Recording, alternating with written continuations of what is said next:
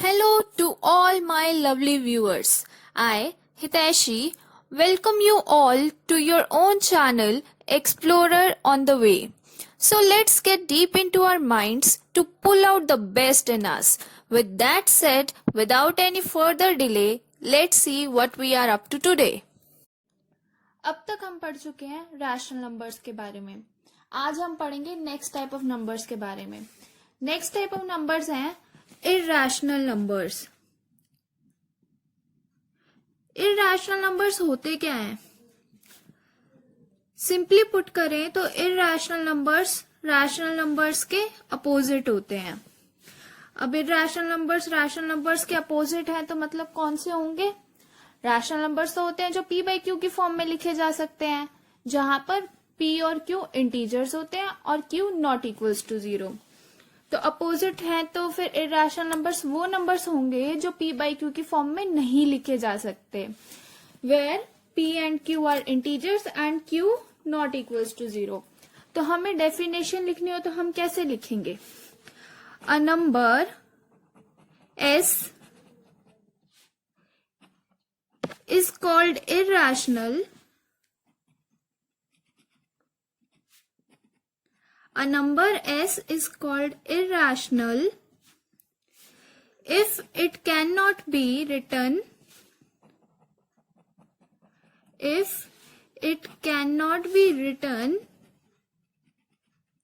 in the form p by q.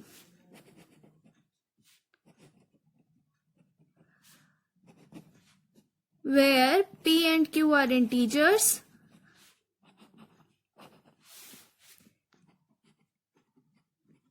and q not equals to 0.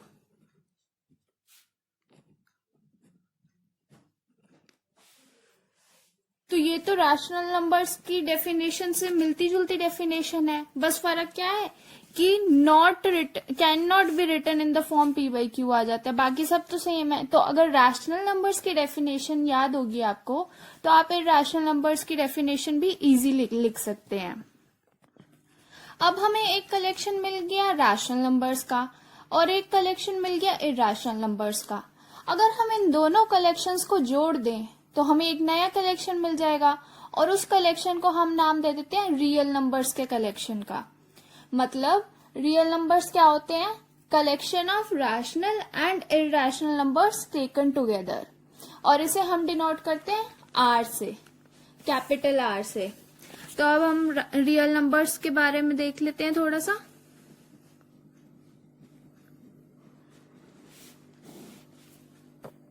तो real numbers की definition क्या हो जाएगी? The collection of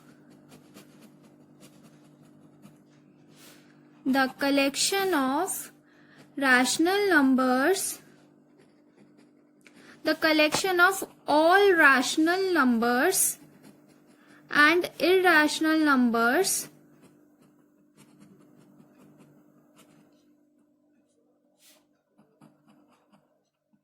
together make up the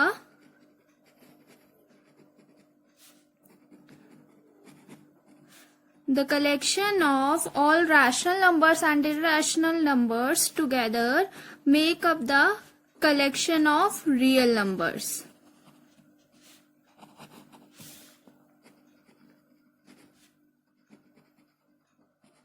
और इसे हम डिनोट किससे करते हैं? कैपिटल आर से, which is denoted by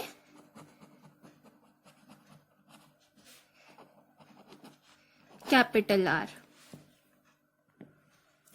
अब हमें रैशनल नंबर्स के एग्जांपल्स तो पता है, पर अगर हमसे कोई ऐसे रियल नंबर का एग्जांपल मांग ले जो कि रैशनल नंबर नहीं है तो हमें किसका एग्जांपल देना होगा? इर्रेशनल नंबर्स का. तो हम कुछ एग्जांपल्स इर्रेशनल नंबर्स के भी देख लेते हैं. इर्रेशनल नंबर्स का फर्स्ट एग्जांपल होता है √2 और √3 भी एक इर्रेशनल नंबर है. सिमिलरली पाई भी एक इर्रेशनल नंबर है. बट इसका मतलब ये नहीं है कि सारे रूट्स इर्रेशनल नंबर्स होते हैं.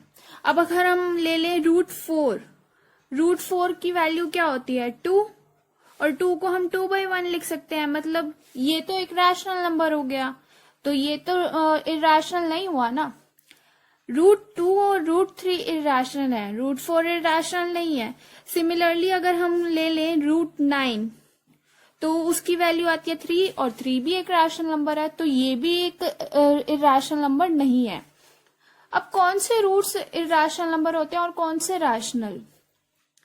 तो जिस नंबर का हम स्क्वायर रूट निकाल रहे हैं, सपोज हम n का स्क्वायर रूट निकाल रहे हैं, अगर n एक परफेक्ट स्क्वायर है जैसे कि 4 या 9, तो वो रैशनल नंबर होगा उसका स्क्वायर रूट।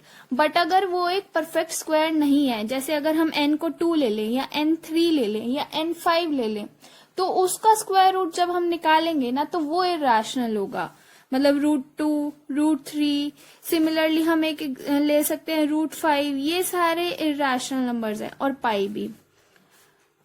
और ऐसा क्यों है? क्योंकि हम इन्हें रेशियो के फॉर्म में नहीं लिख सकते, p/q की फॉर्म में नहीं लिख सकते, बट अगर परफेक्ट स्क्वायर होगा तो जैसे यहाँ पे हमारे पास आंसर 2 आया था, इसे हम p/q की फॉर्म में लिख पा रहे हैं। सिमिलरली √9 की वैल्यू 3 होती है, उसे भी हम p/q की फॉर्म में लिख सकते हैं एज 3/1। ओके, अब अगर हम नंबर लाइन ले लें, हम नंबर लाइन कंसीडर करते हैं, ऐसे ही बनाते हैं हम नंबर लाइन। यहाँ पे 0 होता है, यहाँ पे पॉजिटिव नंबर्स आते हैं, और लेफ्ट साइड में नेगेटिव नंबर्स आते हैं। तो 0, 1, 2, 3, -1, -2, -3, ये सारे तो रैशनल नंबर्स हैं। बट अगर हम बात करें 1.414 की, वो यहाँ पे कहीं पे आएगा 1.414, और ये किसकी वैल्यू होती है? √2 की वैल्यू होती है, हमें पता है। तो ये भी तो नंबर लाइन पे लाई कर रहा है ना। सिमिलरली अगर हम √3 ले, √5 ले, पाई ले, या कोई और इरैशनल नंबर ले, तो वो भी हाँ नंबर लाइन पे कहीं ना कहीं लाई करेंगे। तो जो नंबर लाइन पे पॉइंट्स होते हैं ना, वो सारे किसी यूनिक रियल नंबर को रिप्रेजेंट करते हैं, या हम ये भी कह सकते हैं कि हर रियल नंबर एक यूनिक पॉइंट से रिप्रेजेंट किया जाता है नंबर लाइन पे, और इसलिए हम नंबर लाइन को रियल नंबर लाइन भी बोलते हैं। क्या बोलते हैं? Real number line. या तो हम नंबर लाइन बोल लेंगे या रियल नंबर लाइन, बात एक ही है। हमारा नेक्स्ट टॉपिक है real numbers and their decimal expansions. Real numbers and their decimal expansions, मतलब हम इसमें किसकी बात करेंगे? रियल नंबर्स के डेसिमल एक्सपेंशंस की। अब अगर हम कोई नंबर ले लें 10/3, 7/8 और 1/7, हमने ये 3 नंबर्स ले लिए। सबसे पहले हम देखते हैं 7/8 को। 7/8 है, मतलब हमें 7 को 8 से डिवाइड करना है। हम डिवाइड करते हैं लॉन्ग डिवीजन मेथड से, तो हमारे पास क्या आया 0. अब किस पे जाएगा? 8 पे, तो 64, 6 बच गए, फिर 0 उतारा हमने, तो ये गया 7 पे, 56, 4। अब ये 5 पे गया तो 40 आ गया हमारे पास, और रिमाइंडर आ गया 0। अब अगर हम 10/3 लें, तो हम 3 से हम 10 को डिवाइड करेंगे, तो सबसे पहले तो 3 पे ही चला गया, ये 9, 1, फिर से ये 3 पे गया, फिर हमारे पास रिमाइंडर 1 बच गया, फिर से 3 पे, फिर से रिमाइंडर 1 बच गया। तो ये ऐसे ही चलता जाएगा, 0 तो आएगा नहीं रिमाइंडर हमारे पास, ये ऐसे ही कंटिन्यू होता जाएगा, तो हम ऐसे ही छोड़ देते हैं यहाँ पे। अब अगर हम 1 को 7 से डिवाइड करें ना, 1/7 लेते हैं, तो हम 1 को 7 से डिवाइड करते हैं, फिर 0.1 पे जाएगा, रिमाइंडर आ गया 3। 4 पे गया, अब 28 तो रिमाइंडर आ गया 2, फिर से 0 उतारना पड़ेगा हमें। अब ये जाएगा 2 पे, तो हमारे पास हम 14, रिमाइंडर आ गया 6। 0 फिर 8 पे गया, 56, 4 बच गए। तो ये भी ऐसे ही चलता जाएगा, रिमाइंडर 0 तो आएगा नहीं हमारे पास, राइट। तो यहां से हमें क्या पता चल रहा है, हमें क्या डेसिमल एक्सपेंशन मिल गई। 7/8 को हम लिख सकते हैं 0.875। 10/3 को हम लिख सकते हैं 3.33, और ये आगे कंटिन्यू होता जाएगा तो यहाँ पे हम डॉट्स लगा देंगे। ऐसे 1/7 को हम क्या लिख सकते हैं 0.1428, ये भी चलता जाएगा ऐसे ही, तो डॉट्स आ जाएंगी। तो हमें क्या पता चल रहा है, ये वाला जो नंबर था 7/8, इसमें हमारे पास रिमाइंडर 0 आया था। तो हम ऐसी डेसिमल एक्सपेंशन को क्या बोलते हैं, ऐसी डेसिमल एक्सपेंशन को हम बोलते हैं टर्मिनेटिंग, मतलब जिसमें हमारे पास रिमाइंडर 0 आ जाता है, उस डेसिमल एक्सपेंशन को हम बोलते हैं टर्मिनेटिंग डेसिमल एक्सपेंशन। अब अगर हम बात करें 10/3 की, तो हमें क्या डेसिमल एक्सपेंशन मिला था 3.33, और 3 रिपीट हो रहा है बार बार, मतलब सेम रिमाइंडर आ रहा है और वो बार बार रिपीट हो रहा है। तो इस ऐसे डेसिमल एक्सपेंशन को हम बोलते हैं non terminating repeating decimal expansion. Non terminating repeating की जगह हम रिकरिंग भी लिख सकते हैं, non terminating recurring decimal expansion.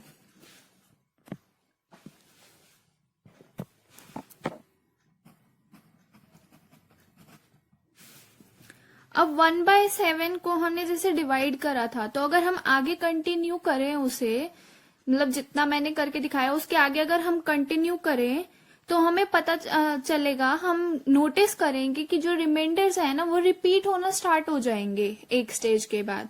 और अगर हम इसे और अच्छे से लिखें तो इसे हम लिख सकते हैं क्वेश्चन को 0.142857, उसके बाद क्वोशंट में डिजिट्स रिपीट होना स्टार्ट हो जाएंगी, मतलब ये 6 डिजिट्स जो है ना ये रिपीट होंगी। तो इसमें ये भी वही हो गया non terminating repeating decimal expansion. और जो डिजिट्स रिपीट होती है ना उनके ऊपर अगर हम बार लगा दें, मतलब अगर हम 3.33 को ऐसे ना लिख के हम इसे ऐसे भी लिख सकते हैं 3.3, और यहाँ पे 3 रिपीट हो रहा है इसलिए इस 3 के ऊपर जो डेसिमल के बाद है इसके ऊपर हम बार लगा देंगे। सिमिलरली इस वाले में हम क्या कर सकते हैं 0.142857, अब ये 6 डिजिट्स रिपीट हो रही है ना तो इसके ऊपर बार लगा दिया। फिर हमें यहाँ पे आगे डॉट्स लगाने की जरूरत नहीं है, इस बार का मतलब ही ये है कि रिपीट हो रही हैं ये डिजिट्स। अब ऐसे ही अगर हम ले लें √2, तो उसका डेसिमल एक्सपेंशन होता है 1.414213530887242096 एंड आगे चलता जाता है।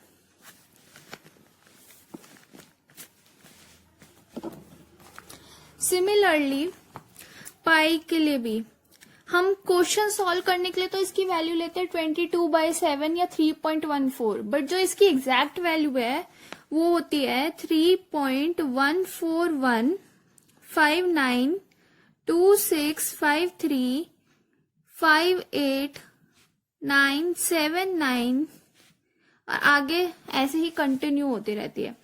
तो ये जो 2 डेसिमल एक्सपेंशंस है ना ये ना तो कहीं पे टर्मिनेट होते हैं, मतलब ना तो इनका रिमाइंडर कहीं पे 0 आता है और ना ही ये डिजिट्स कहीं रिपीट होती हैं। देखो रिपीट नहीं हो रही ना, तो ऐसी डेसिमल एक्सपेंशंस को हम बोलते हैं non terminating.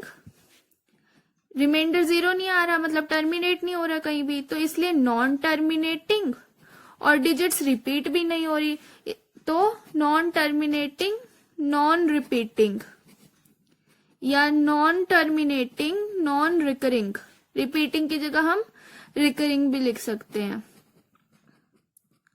Non terminating non repeating या non terminating non recurring decimal expansion. अब एक चीज नोटिस करो, 7/8 था टर्मिनेटिंग डेसिमल एक्सपेंशन था, 10/3 और 1/7 non terminating repeating decimal expansion थे, बट इन्हें हम p/q की फॉर्म में लिख पा रहे हैं ना, 7/8, 10/3, 1/7। तो ये दो जो डेसिमल एक्सपेंशन होती हैं, ये तो होती है रैशनल नंबर्स की। ये दो, एक टर्मिनेटिंग और एक नॉन टर्मिनेटिंग रिपीटिंग, ये होती हैं रैशनल नंबर्स की डेसिमल एक्सपेंशन। मतलब हम कोई भी रैशनल नंबर ले लें तो उसकी डेसिमल एक्सपेंशन या तो टर्मिनेटिंग आएगी या फिर non terminating repeating decimal expansion आएगी। और अभी हमने रैशनल नंबर्स के एग्जाम्पल में √2 पढ़ा था, पाई भी पढ़ा था, तो यहां से हमें क्या पता चला, और हम इसे p/q की फॉर्म में नहीं लिख सकते, तो यहां से हमें पता चला कि non terminating non repeating decimal expansion होती है इरैशनल नंबर्स की।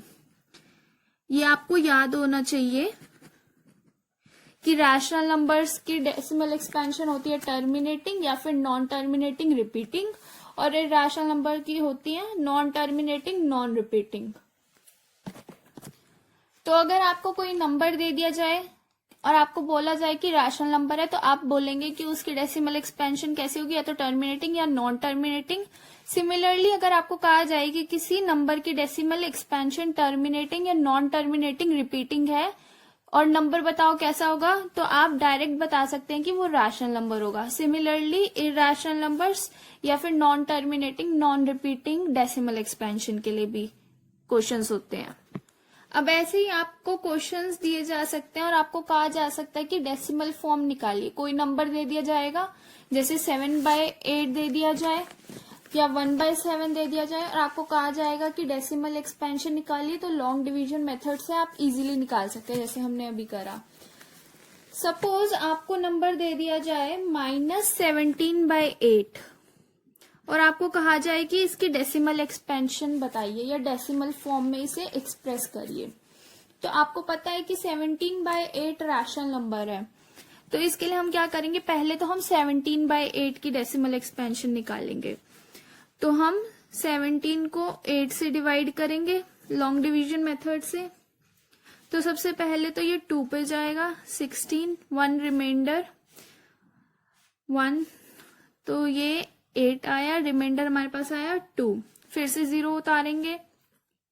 अब ये जाएगा 2 पे, 16, रिमाइंडर आ गया हमारे पास 4, फिर से 0 उतारेंगे। अब ये गया 5 पे, 40, और रिमाइंडर आ गया 0। तो 17/8 की डेसिमल एक्सपेंशन क्या हो गई, 2.125। पर आपको बतानी किसकी थी, -17/8 की। तो सिंपली क्या करेंगे, 17/8 की जो डेसिमल एक्सपेंशन आई है उसके आगे हम माइनस का साइन लगा देंगे, तो हमारे पास -17/8 की डेसिमल एक्सपेंशन आ जाएगी। तो 17/8 की क्या है, 2.125।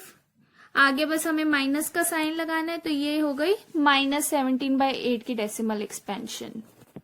ऐसे ही आपसे ये भी पूछा जा सकता है कि आपको कोई नंबर दे दिया जाए और आपसे पूछा जाए कि उसके डेसिमल एक्सपेंशन में कितनी डिजिट्स रिपीट होती हैं, तो उसमें भी आपको पहले डेसिमल एक्सपेंशन निकालना पड़ेगा और फिर वहां से आप इजीली बता सकते हैं कि कितनी डिजिट्स रिपीट हो रही हैं। अब हम कुछ ऐसे रैशनल नंबर्स देखते हैं जो p/q की फॉर्म में रिप्रेजेंट हो सकते हैं। p और q में 1 के अलावा कोई और कॉमन फैक्टर नहीं है, मतलब p और q को प्राइम है और उनकी डेसिमल एक्सपेंशन टर्मिनेटिंग है। तो हम फर्स्ट एग्जांपल लेते हैं 7/8 जो हमने अभी लिया था, उसकी डेसिमल एक्सपेंशन क्या आई थी 0.875। टर्मिनेटिंग है, पी बाई क्यू की फॉर्म में रिप्रेजेंट हो सकते हैं और पी और क्यू में 1 के अलावा कोई और कॉमन फैक्टर नहीं है। सिमिलरली हम दूसरा एग्जांपल लेते हैं 2/25।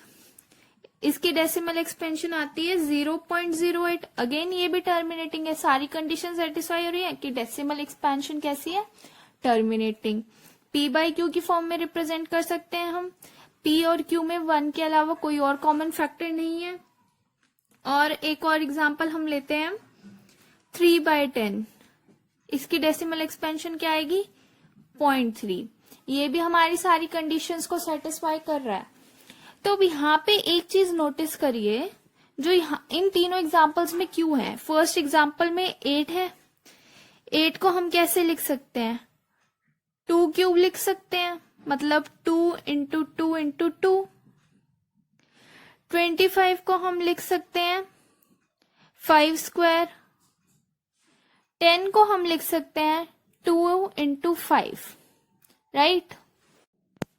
तो यहाँ हमने किया क्या है, हमने तीनों नंबर्स के क्यू की प्राइम फैक्टराइजेशन करी है। तो ये 8 की प्राइम फैक्टराइजेशन में सिर्फ 2 की पावर्स आ रही हैं, इसमें सिर्फ 5 की पावर्स आ रही हैं और इसमें 2 और 5 की पावर्स आ रही हैं। अब हमें ऐसे एग्जाम्पल देखते हैं जिसमें इसके अलावा मतलब 2 और 5 के अलावा किसी नंबर की पावर्स आए। जैसे हमने अभी एक एग्जाम्पल लिया था 1/7, तो उसकी डेसिमल एक्सपेंशन आई थी 0.142857 बार, मतलब ये 6 डिजिट्स रिपीट हो रही थी। अब 7 की प्राइम फैक्टराइजेशन में तो सिर्फ 7 है, मतलब 7 की पावर है। ऐसे ही अगर हम ले लें 10/3 तो वो क्या होता है 3.3 बार। अब इसके क्यू क्या है 3, उसकी प्राइम फैक्टराइजेशन में सिर्फ 3 की पावर है। सिमिलरली अगर हम ले लें 2/15 तो इसकी डेसिमल एक्सपेंशन क्या होती है 0.13 बार, सिर्फ 3 पे बार है, मतलब सिर्फ 3 रिपीट हो रहा है। इसे हम ऐसे भी लिख सकते हैं 0.1333 up to so on, 3 repeat होता जाएगा। अब यहाँ पे क्यू क्या है 15 की प्राइम फैक्टराइजेशन क्या हो जाएगी 3 इंटू 5, मतलब यहाँ पे 3 और 5 की पावर्स आ गई। बट अब देखिए, अभी जो हमने ये लास्ट में 3 एग्जाम्पल्स लिए, इनमें जो डेसिमल एक्सपेंशंस आई हैं वो non terminating repeating decimal expansions हैं। बट हमें तो कहा गया था कि हमें टर्मिनेटिंग डेसिमल एक्सपेंशन चाहिए, वो तो सिर्फ इन 3 एग्जाम्पल्स की आई थी। तो यहां से हमें एक रिजल्ट मिल गया, और वो रिजल्ट क्या है, वो रिजल्ट ये है कि अगर हम कोई रैशनल नंबर लेते हैं P by Q, rational numbers P by q की फॉर्म के ही होते हैं, और यहाँ पे क्या होता है पी और क्यू तो बिलोंग करते हैं इंटीजर्स के कलेक्शन को, क्यू नॉट इक्वल्स टू 0, और हमें लेना है कि पी और क्यू कैसे हैं को प्राइम है। साथ ही साथ हमें ये भी लेना है कि हमें पी बाई क्यू की जो डेसिमल एक्सपेंशन मिलेगी वो कैसी होनी चाहिए, टर्मिनेटिंग होनी चाहिए। तो इस केस में क्यू कौन सी प्रॉपर्टी सेटिस्फाई करता है, हमने अभी एग्जांपल्स देखे, उसके अकॉर्डिंग हमें पता चल रहा है कि क्यू ये प्रॉपर्टी सेटिस्फाई करता है कि जो उसकी प्राइम फैक्टराइजेशन होगी ना, उसमें सिर्फ 2 या सिर्फ 5 या फिर 2 और 5 की ही पावर्स आनी चाहिए। मतलब हम कह सकते हैं कि prime factorization of q must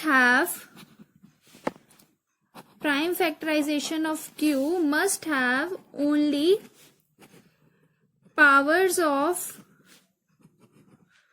2 और 5 और both। मतलब Q की प्राइम फैक्टराइजेशन में या तो सिर्फ 2 की पावर्स होनी चाहिए या सिर्फ 5 की या फिर 2 और 5 दोनों की। और अभी हमने एग्जाम्पल से ये चीज देख भी ली है। अब हम पढ़ेंगे conversion of decimal numbers into rational numbers of the form p by q। अब हम पढ़ चुके हैं कि रैशनल नंबर्स की डेसिमल एक्सपेंशंस 2 टाइप्स की होती हैं। कौन कौन सी?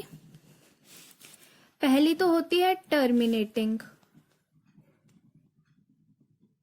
और दूसरी होती है non terminating repeating. Non terminating repeating decimal expansion. दोनों डेसिमल एक्सपेंशंस को पी बाई क्यू की फॉर्म में कन्वर्ट करने के अलग मेथड्स होते हैं, पर उससे पहले हमें एक और चीज जाननी है और वो ये है कि non terminating repeating decimal expansions जो होते हैं वो 2 टाइप्स के होते हैं। फर्स्ट टाइप होता है pure repeating decimals. Pure recurring decimals. और सेकंड होता है mixed recurring decimals.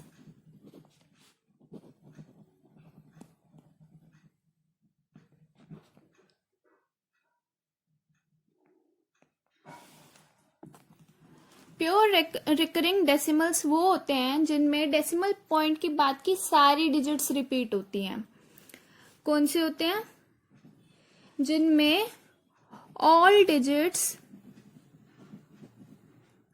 after the decimal point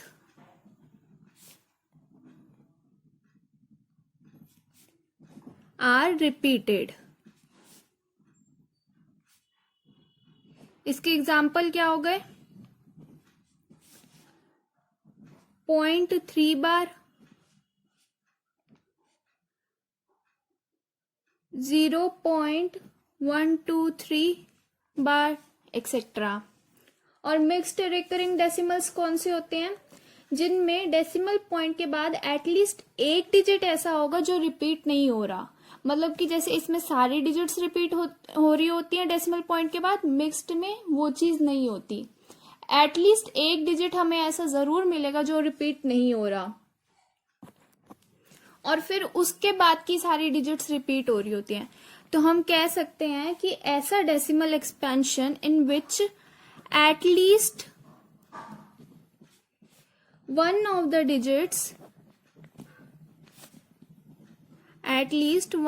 digits after the decimal point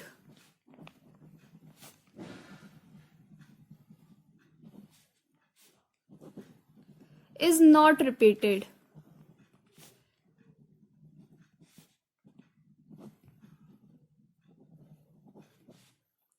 And then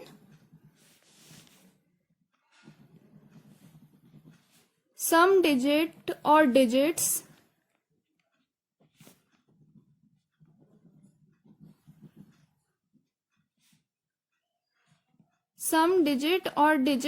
are repeated। इसका एग्जाम्पल कौन सा हो जाएगा? जैसे हम कह सकते हैं 2.16 बार। यहाँ पे बार 6 के ऊपर है तो 6 तो रिपीट हो रहा है, बट उससे पहले और डेसिमल पॉइंट के बाद 1 भी तो है, तो हमें एटलीस्ट एक डिजिट ऐसी मिल गई ना जो रिपीट नहीं हो रही और उसके बाद की डिजिट्स फिर रिपीट हो रही हैं। सिमिलरली 0.785 बार, यहाँ पे भी बार 85 के ऊपर है तो 7 रिपीट नहीं हो रहा, हमें एक डिजिट ऐसे मिल गया डेसिमल पॉइंट के बाद जो रिपीट नहीं हो रहा, तो ये भी मिक्स्ड रिकरिंग डेसिमल है। अब हम देखते हैं कि टर्मिनेटिंग डेसिमल रिप्रेजेंटेशन को पी बाई क्यू की फॉर्म में कन्वर्ट करने के क्या स्टेप्स होते हैं। मैंने टर्मिनेटिंग डेसिमल को पी बाई क्यू की फॉर्म में कन्वर्ट करने के स्टेप्स पहले ही लिख लिए हैं। हमारा फर्स्ट स्टेप होता है ऑब्टेन द टर्मिनेटिंग डेसिमल। मतलब हमें जिस भी टर्मिनेटिंग डेसिमल को पी बाई क्यू की फॉर्म में कन्वर्ट करना है, सबसे पहले तो हमें वो चाहिए। फिर है determine the number of digits in its decimal part. Decimal के बाद कितनी डिजिट्स हैं उस टर्मिनेटिंग डेसिमल में, हमें वो डिटरमाइन करना है। फिर remove decimal point from the numerator. अब हमें न्यूमरेटर में से डेसिमल पॉइंट रिमूव करना है और वो कैसे करेंगे वो हम मैं अभी बताती हूँ।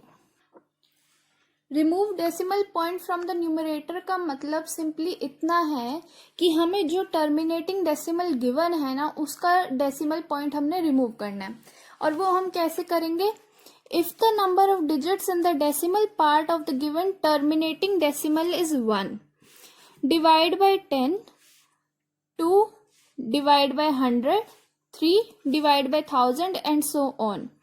मतलब अगर जो डेसिमल पॉइंट के बाद डिजिट्स हैं गिवन टर्मिनेटिंग डेसिमल में, अगर 1 डिजिट है डेसिमल पॉइंट के बाद, तो हमें 10 से डिवाइड कर देना है उस टर्मिनेटिंग डेसिमल को, डेसिमल पॉइंट रिमूव करने के लिए। और अगर नंबर ऑफ डिजिट्स 2 है डेसिमल पॉइंट के बाद, तो हम उस नंबर को 100 से डिवाइड कर देंगे। अगर 3 है तो 1000 से डिवाइड कर देंगे एंड सो ऑन। फिर हमें क्या करना है? Express the rational number obtained in step 3 to lowest terms. अब स्टेप 3 में हमें एक रैशनल नंबर मिल जाएगा, क्योंकि जो हमें टर्मिनेटिंग डेसिमल गिवन था उसे हमने 10 से, 100 से, 1000 से या 10 की किसी और पावर से डिवाइड करा है स्टेप 3 में। तो एक रैशनल नंबर हमें मिल रहा है स्टेप 3 से, उसे अब हमें लोएस्ट टर्म्स में एक्सप्रेस करना है, मतलब सिंपलेस्ट फॉर्म में रिप्रेजेंट करना है हमें। और वो हम कैसे करेंगे? न्यूमरेटर और डिनोमिनेटर का हम एक कॉमन फैक्टर निकाल लेंगे और न्यूमरेटर और डिनोमिनेटर दोनों को उस कॉमन फैक्टर से डिवाइड कर देंगे जब तक कि हमें लोएस्ट टर्म्स नहीं मिल जाती। फॉर एग्जाम्पल, अगर हमें 0.15 को रिप्रेजेंट करना हो p/q की फॉर्म में, हमें क्या टर्मिनेटिंग डेसिमल गिवन है? 0.15, और इसे हमें रिप्रेजेंट करना है p/q की फॉर्म में। तो फर्स्ट स्टेप था ऑब्टेन द टर्मिनेटिंग डेसिमल, वो तो हमें मिल गया। अब हमें डिटरमाइन करना है कि डेसिमल पॉइंट के बाद कितनी डिजिट्स हैं। यहाँ पे कितनी है? 1 और 5, मतलब 2 डिजिट्स हैं। तो हम क्या करेंगे? अब हम इस 15 को एज इट इज लिख देंगे। 2 डिजिट से हमें डेसिमल पॉइंट रिमूव करना है, इसलिए आगे 0 लिखने की जरूरत नहीं है। और 2 डिजिट्स थी तो किससे डिवाइड करना था? 100 से। अब इस 15 को हम 100 से डिवाइड कर देंगे। इसके बाद हमें क्या करना है? हमें इसे लोएस्ट टर्म्स में एक्सप्रेस करना है। तो 15 और 100 में कॉमन फैक्टर दिख रहा है हमें कोई? 5 है। तो लोएस्ट टर्म्स में हम कैसे एक्सप्रेस करेंगे? 15 को भी 5 से डिवाइड कर देंगे। 0.15 is equals to 15 divided by 5 और डिवाइडेड बाय 100 डिवाइडेड बाय 5। और हम ऐसा क्यों कर पा रहे? क्योंकि हमने न्यूमरेटर और डिनोमिनेटर दोनों को सेम नंबर, इस केस में 5 है वो नंबर, से 5 से डिवाइड किया है, तो कोई फर्क नहीं पड़ेगा नंबर में, क्योंकि हम सेम नंबर से डिवाइड कर रहे हैं, न्यूमरेटर में भी डिनोमिनेटर में भी। तो क्या आ जाएगा हमारे पास? 3/20। तो हमें 0.15 की p/q फॉर्म मिल गई 3/20।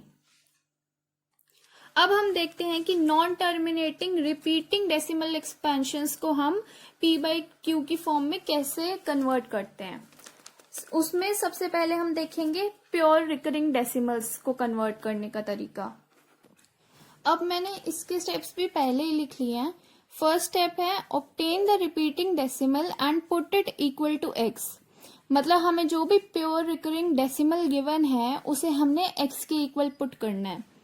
सेकेंड स्टेप में है right the number in decimal form by removing bar from the top of repeating digits and listing repeating digits at least twice. अब रिपीटिंग डेसिमल है तो मतलब डेसिमल पॉइंट के बाद और प्योर है तो डेसिमल पॉइंट के बाद जितनी भी डिजिट्स होंगी सबके ऊपर बार आएगा, मतलब वो सारी रिपीट होंगी। तो हमें वो बार रिमूव करना है और जो रिपीटिंग डिजिट्स है ना उन्हें एटलीस्ट ट्वाइस लिखना है। मतलब जैसे अगर मान लो हमें दे रखा है 0.3 बार, तो ये एक प्योर रिकरिंग डेसिमल है क्योंकि डेसिमल पॉइंट के बाद सिर्फ 3 है और 3 रिपीट हो रहा है। तो हमें ये बार रिमूव करना है और हमें क्या करना है, बार रिमूव करेंगे तो हम कैसे लिखेंगे इसे 0.333 अप टू सो ऑन। और इसमें भी यही कह रखा है कि रिपीटिंग डिजिट्स को एटलीस्ट ट्वाइस लिखना है, मतलब कम से कम 2 बार लिखना है। यहाँ पे हमने 3 बार लिख दिया तो कम से कम 2 बार तो हो गया। अब थर्ड स्टेप में है determine the number of digits having bar on their heads. अब हमें ये देखना है कि कितनी डिजिट्स के ऊपर बार था। अब यहाँ पे हमने 0.3 बार लिया था, यहाँ तो सिर्फ 3 के ऊपर बार था, मतलब सिर्फ एक डिजिट के ऊपर था। फिर हमें क्या करना है, अब if the repeating decimal has 1 place repetition multiply by 10, अगर बार सिर्फ एक ही डिजिट के ऊपर है तो हम उसे 10 से मल्टीप्लाई कर देंगे, जो हमें रिपीटिंग डेसिमल गिवन है इस फॉर्म में लिखेंगे जब हम, तो उसे 2 प्लेस रिपीटिशन मल्टीप्लाई बाय 100, अगर 2 डिजिट्स रिपीट हो रही है मतलब 2 डिजिट्स के ऊपर बार है तो हम 100 से मल्टीप्लाई कर देंगे। 3 place repetition multiply by 1000, 3 digits के ऊपर बार है तो 1000 से मल्टीप्लाई कर देंगे, एंड सो ऑन। अब नेक्स्ट स्टेप है subtract the number in step 2 from the number obtained in step 4। मतलब यहाँ पे जब हमने बार हटाया था जो नंबर हमें मिला था उसे हमें जो यहाँ 10, 100 या 1000 जिससे भी मल्टीप्लाई कर रहा है, तो वो मल्टीप्लाई करने के बाद जो हमें नंबर मिलेगा उसमें से हमें सब्ट्रैक्ट करना है। फिर है divide both sides of the equation by the coefficient of x. अब हमें एक इक्वेशन मिल जाएगी तो हमें उसकी दोनों साइड्स को एक्स का जो भी कोफिशिएंट होगा उससे डिवाइड करना है, and right the rational number in its simplest form. और फिर जो हमें रैशनल नंबर मिला उसे हमें सिंपलेस्ट फॉर्म में लिख देना है। तो अब हम इसका भी एक एग्जांपल देख लेते हैं, उससे आपको क्लियर हो जाएगा। 0.1 बार ये एक रिपीटिंग डेसिमल है, और पॉइंट के बाद डेसिमल के बाद 1 है सिर्फ, और कोई डिजिट नहीं है, और ये रिपीट हो रही है, मतलब डेसिमल पॉइंट के बाद जितनी भी डिजिट्स हैं वो सारी रिपीट हो रही है, तो एक प्योर डेसिमल है, प्योर रिपीटिंग डेसिमल है। तो फर्स्ट स्टेप में क्या था कि हमें इसे x के इक्वल पुट करना है, तो हम सिंपली इसे x के इक्वल पुट कर देंगे। अब सेकंड स्टेप में क्या था कि हमें ये बार रिमूव करना था, और जो रिपीटिंग डिजिट्स हैं उन्हें एटलीस्ट ट्वाइस लिखना था। तो हम कैसे लिख देंगे, हमने ये लेट करा है, लेट x इक्वल्स टू 0.1 बार। तो अब हम x को लेफ्ट हैंड साइड में लिखेंगे, तो फिर कैसे कर देंगे हम, x इक्वल्स टू पॉइंट, अब बार हटाना है तो 1 1 1 1 अप टू सो ऑन आ जाएगा, और एटलीस्ट ट्वाइस तो हमने लिख ही दिया। उसके बाद था कि हमें देखना था कि कितनी डिजिट्स पर बार है, सिर्फ 1 डिजिट पे था बार, तो हम इसे किससे मल्टीप्लाई करेंगे इस इक्वेशन को, 10 से। तो हमारे पास आ जाएगा 10x equals to 1.111 up to so on. तो अब हमें यहाँ पे जो ये नंबर मिला, ये इस स्टेप में जो नंबर मिला है इक्वेशन 1 में, जब हमने ये बार हटाया था, अब इसे हमें इस नंबर में से, मतलब ये जो सेकंड इक्वेशन में मिला है इसमें से सब्ट्रैक्ट कर देना है। मतलब हमें क्या करना है, हमें फर्स्ट इक्वेशन को सेकंड इक्वेशन में से सब्ट्रैक्ट करना है। सब्ट्रैक्टिंग